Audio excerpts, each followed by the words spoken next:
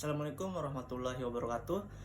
Saya Aldi Putra Adi Kurniawan dengan NIM D1A020033 akan menjelaskan sedikit tentang perancangan kontrak.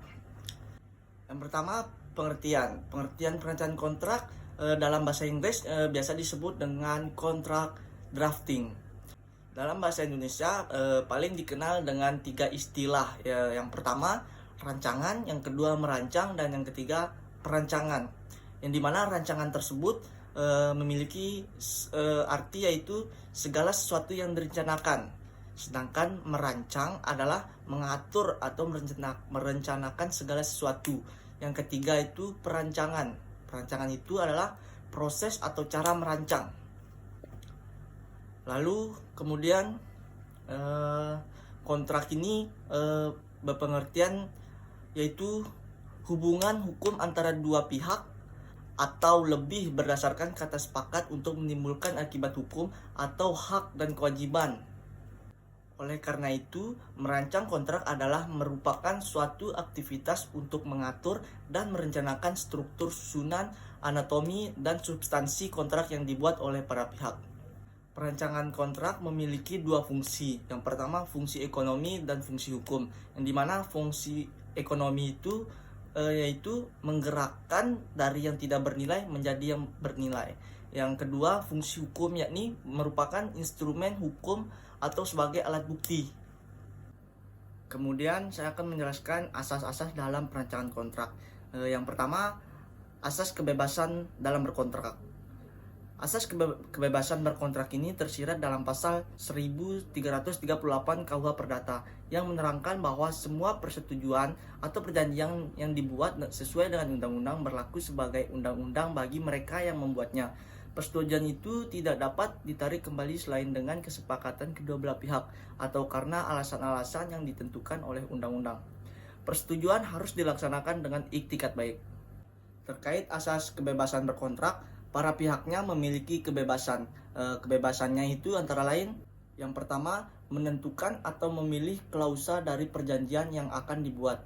Yang kedua, menentukan apa yang menjadi objek perjanjian. Yang ketiga, menentukan bentuk perjanjian. Dan yang keempat, menerima atau menyimpangi ketentuan undang-undang yang bersifat opsional. Kemudian, asas yang kedua yaitu asas konsensualisme. Makna dari asas konsensualisme adalah para pihak yang mengadakan perjanjian harus sepakat dalam setiap isi atau hal-hal yang pokok dalam perjanjian yang dibuat. Asas konsensualisme tersirat dalam salah satu syarat sah perjanjian berdasarkan KUH Perdata. Pasal 1320 KUH Perdata menerangkan bahwa supaya terjadi persetujuan yang sah perlu dipenuhi dengan 4 syarat. Yang pertama, kesepakatan mereka yang mengikatkan dirinya. Yang kedua, kecakapan untuk membuat suatu perikatan. Yang ketiga, suatu pokok persoalan tertentu. Dan yang keempat, suatu sebab yang tidak terlarang. Kemudian asas yang ketiga yaitu asas pacta sunt servanda.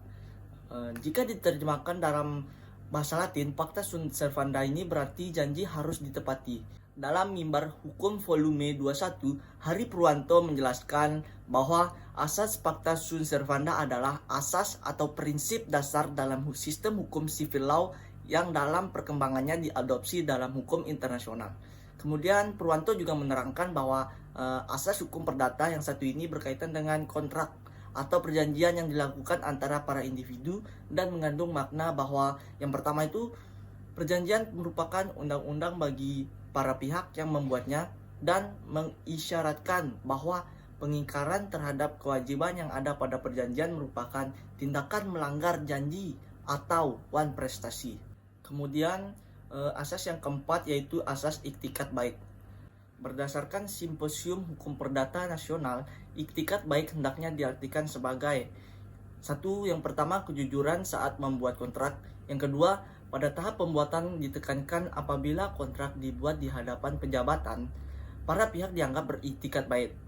Yang ketiga, sebagai kepatutan dalam tahap pelaksanaan yaitu terkait suatu penilaian baik terhadap perilaku para pihak dalam melaksanakan kesepakatan dalam kontrak atau semata-mata untuk mencegah perilaku yang tidak patut dalam melaksanakan kontrak.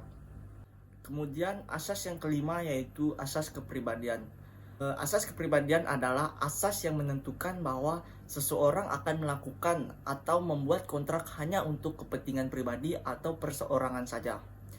Dalam KUH Perdata, asas hukum perdata ini tersirat dalam pasal berikut. Yang pertama, pasal 13-15 KUH Perdata yang menerangkan bahwa pada umumnya seseorang tidak dapat mengadakan pengikatan atau perjanjian selain untuk dirinya sendiri. Yang kedua, pasal 1340 KUH Perdata yang menerangkan bahwa persetujuan hanya berlaku untuk pihak-pihak yang membuatnya. Persetujuan tidak dapat merugikan pihak ketiga. Persetujuan tidak dapat memberi keuntungan kepada pihak ketiga selain dalam hal yang ditentukan. Baik, mungkin itu saja materi sedikit saya jelaskan tentang perencanaan kontrak. Kurang lebihnya mohon dimaafkan. Wabillahi taufiq wal hidayah. Wassalamualaikum warahmatullahi wabarakatuh.